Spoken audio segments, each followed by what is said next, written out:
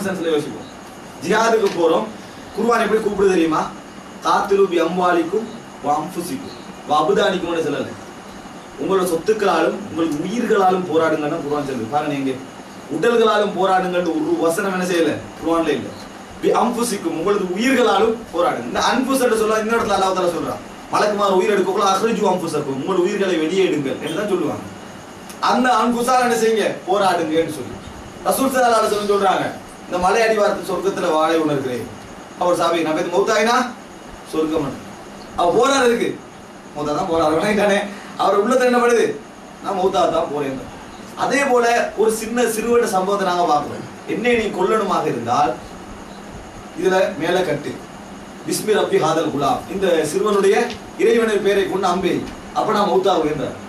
அவரை ஐடியா சொல்லி கொடுவா என்ன எப்படி கொல்லணும், என்ன இப்படித்தான் கொல்லணும்னு சொல்லி ஐடியா. அவரோட நோக்கம் என்ன தெரியுமா, அப்படி கொண்டா மக்கள் எல்லாம் பார்ப்பாங்க, அதோட இஸ்லாத்துக்கு நிறைய பேர் என்ன செஞ்சிருவாங்க வந்துருவாங்க. அப்படியே இஸ்லாத்துக்கு நிறைய பேர் என்ன செய்யறாங்க வாரத்தை நாங்க பார்க்கிறோம். அப்ப இதெல்லாம் அல்லாஹ்வுடைய பாதையில ஜிஹாதுக்கு போன ஒருவர் உயிரை கொடுக்கத்தான் போறாரு. அந்த இடத்துல வந்து என்னது உயிரை கொடுக்கத்தான் போறாரு. அப்ப கன்ஃபார்ம் அவர் உயிரை கொடுக்கத்தான் போறாரு, அந்த ஜிஹாதுக்கு தான் போறாருன்றது அதுல எந்த விதமான சந்தேகமும் இல்லை. அங்க பேத்து ஒரு மனிதனுக்கு என்னது கனிமத்து நோக்கங்களை விட எதிர்க்கணும். ரசூல் ஸல்லல்லாஹு அலைஹி வஸல்லம் ஒரு இடத்துல பாராட்டி, அதாவது ஒரு மனிதர் இரவுல நேரத்துல இந்த இரவுல தொழுகிறாரு, அவருடைய கூலியை பத்தி சொல்றாங்க, இவர் வந்து ஜிஹாதுல கலந்து கொண்டவரை விட இவருக்கு நல்ல கூலி என்னது இருக்குது ஒரு மனிதரை தவிர. சொத்தோடும் உயிரோடும் போனார், திரும்பி வரவில்லை. அவரை தவிர சொத்தோடும் உயிரோடும் போனார், திரும்பி வரவே இல்லை. அதான் உயிரும் போயிட்டு இவரை தவிர. இவர் வந்து கியாமுல் லைல் தொழுதவரை விட மேலாக உள்ளவர். அப்ப இது என்னது? அதே போல முஆதி புன் ஜபல் வந்து ஒரு இடத்துக்கு போய் தொழுகிறாரு, மதீனால தொழுச்சு போட்டு ஒரு இடத்துக்கு போய் தொழுவாங்க. தொழுகிற நேரத்தில் அவர் நீட்டி தொழுவாரு, அவர் தனியை ஒதுங்கினார். ஒரு ஆள் தனியை ஒதுங்கி, அப்ப ஒரு முஆதி புன் ஜபல் சார் இவர் முனாஃபிக், ஜமாத்தை விட்டு பிந்திட்டாரு, இவர் முனாஃபிக் என்றார். அதாவது பள்ளியில ஜமாத்தோட தொழுது இடையில உடைஞ்சிட்டாரு, இவர் முனாஃபிக் என்றார். ரசூலுல்லாஹ் விசாரிக்கிறார், முஆதி புன் ஜபல் அவரே கூப்பிட்டு எப்படி நடந்தீங்க? அந்த அவர் சொல்றாரு, நீங்க என்ன சொல்றீங்க இவர் என்ன சொல்றீங்க எனக்கு தெரியாது, சொல்லுங்க என்னால முடிஞ்ச இதுதான், நான் இப்படித்தான் சொல்றேன், எனக்கு அதெல்லாம் தெரியாது. இப்படி நான் சர்வசாதாரண ஒரு விவசாயி, இன்னைக்கு இவ்வளவு நான் தெரியும், நான் இப்படித்தான் தொழுகையில போதுறேன். ஒரு ஜிஹாது வந்தா நான் மூமினா இல்லையான்னு கண்டுகொள்வீங்க. அப்ப அவர் அந்த ஜிஹாதுல கொல்ல ரசூலுல்லாஹ் முஆதி புன் ஜபல் கூப்பிட்டு சொல்றாங்க, முஆதி எங்களோட தோழருக்கு என்ன நடந்ததுன்னு ஷஹீதாயிட்டாரு. அவர் சொல்றாங்க, அல்லாஹ்வின் தூதரே நான் தான் பிழை செஞ்சுட்டேன், நான் தான் பாவம் செஞ்சுட்டேன். ஏன் அவர் ஷஹீதாயிட்டார். அப்ப அதை ஈமானுக்கு அடையாளமா இஸ்லாம் என்ன செய்யுது கொண்டு இருக்குது. அவர் கூப்பிட்டு இவர் என்ன நோக்கத்தை கொலை செஞ்சாரோ, ஒருவேளை விரக்தியில செஞ்சாரோ, காட்டுறதுக்காக வேண்டிய செஞ்சாரோ, மாதிரி பிடிச்ச போல காட்டுறதுக்காக வேண்டிய செஞ்சார், அதெல்லாம் இஸ்லாம் டெஸ்ட் பண்ணிச்சா? ஜிஹாதுல மௌத்தாயினவரை இஸ்லாம் இப்ப கடலுக்கு போனவா டெஸ்ட் பண்றல, எது கடலுக்கு குளிக்க போனாரா அல்ல சாரத்துக்கு போனாரா டெஸ்ட் பண்றல, சாரத்துக்கு கடலுக்கு போகணும்ன்ற அளவுக்கு வச்சு இஸ்லாம் ஜிஹாத் அப்படித்தான் வச்சு. அங்க போனவரு திருப்பி வரணும்ன்ற நோக்கத்தோட போனாரா சாகணும்ன்ற நோக்கத்தோட போனாரா?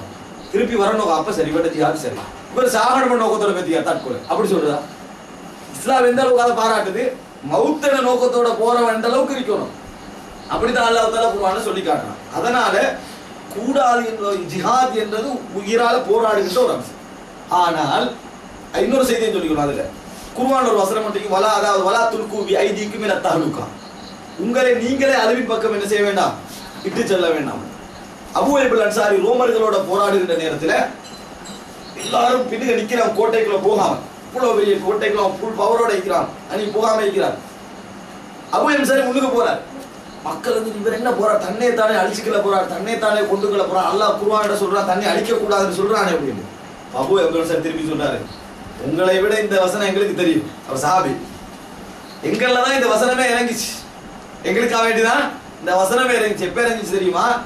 மக்கால இருந்து நாங்க மதீனா போனோமா, ஜிஹாதெல்லாம் முடிஞ்சிச்சா, இஸ்லாம் ஒரு லெவலுக்கு வந்துட்டு, மக்கா வெற்றியில ஒரு லெவலுக்கு வந்தாச்சா, இவங்க சொல்றாங்க இப்ப ரைட் இஸ்லாம் ஒரு அளவுக்கு வந்துட்டு தானே, இப்ப நம்ம கொஞ்சம் பிசினஸ்கள் எல்லாம் பார்த்துக்கிட்டு கொஞ்சம் அதுகளை சரியா செஞ்சுக்கிடுவோம். இதுவரை இஸ்லாத்துக்காக போராட்டம், இஸ்லாம் எஸ்டாப்ளிஷ் ஆகிட்டு, இப்ப நம்ம கொஞ்சம் பிசினஸ்கள் அதில் பார்த்து காணி பூமி வாங்குற வேலை என்ன செய்வோம், கொஞ்சம் பார்ப்போம் என்ற சிந்தனை அவங்களுக்கு வருது. அப்ப அல்லாஹ் தஆலா சொல்றான், நீங்களே உங்களை அழிவின் பக்கம் விட்டுக் கொள்ள வேண்டாம், செலவழியுங்கள். அப்படிதான் முடியுது அந்த வசனம்.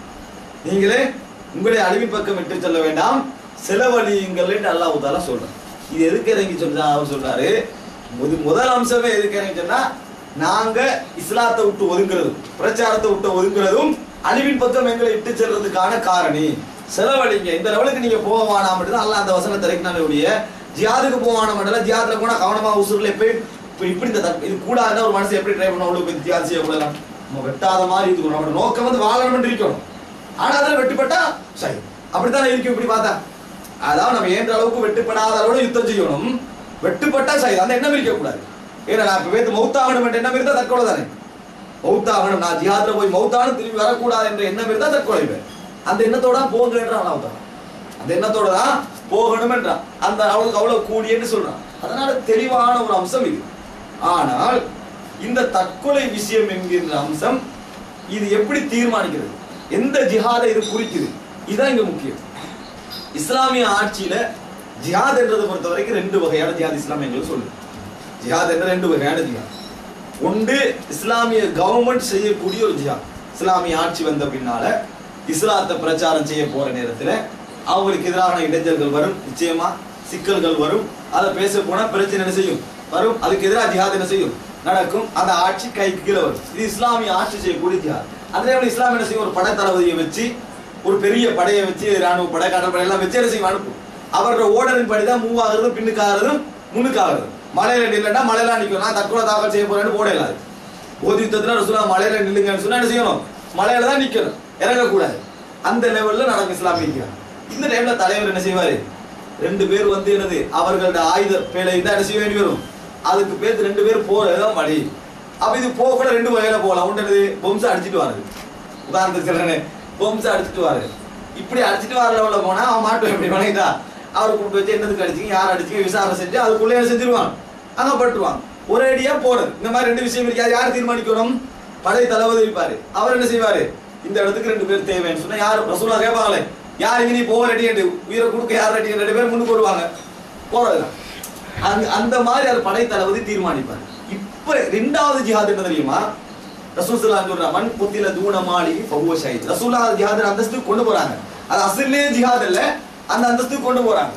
யார் தனது சொத்துக்காக போராடி மரணிக்கிறாரோ அவரு ஜிஹாத் செஞ்சு ஷஹீதானவர் தான். தன்னை நிலத்துக்காக யார் போராடி மரணிக்கிற தன்னை அதாவது இந்த அவர் குடும்பத்துக்காக யார் போராடி மரணிக்கிறாரோ அவர் ஜிஹாது செஞ்சவர் தான். தன் உயிருக்காக யார் போராடி மரணிக்கிறாரோ அவர் ஜிஹாது செஞ்சவர் தான், ஷஹீத் தான்றான். இது ஒரு ஜிஹாத். இஸ்லாமிய ஆட்சி இல்லாட்டியும் இந்த ஜிஹாத் இருக்கு. இஸ்லாமிய ஆட்சி இல்லாட்டினா அவங்க முஸ்லீம்கிட்ட பூமி, இந்த முஸ்லீம்கிட்ட பூமியில அநியாயம் செய்யறதுக்கு ஒரு சமூகம் வருது. முஸ்லீம்களுக்கு ஒரு கூட்டமைப்பு ஒரு முறையோ இல்லை. ஆனா மக்கள் எல்லாம் இவங்களை எதிர்க்கணும் ஒரு ஒன்றிச்ச சின்னம் நினைக்கிறாங்கன்னா எதிர்க்கத்தான் செய்வாங்க. அந்த எதிர்க்கிற நேரத்துல கொல்லப்படுவாங்க. அந்த நிமிஷத்துல என்னது அவங்க எல்லாம் என்ன செய்வாங்க, மௌத்தாவாங்க, நடக்கும். இது இவர்களும் என்னது ஷஹீது தான். ஆனால் இது வந்தால்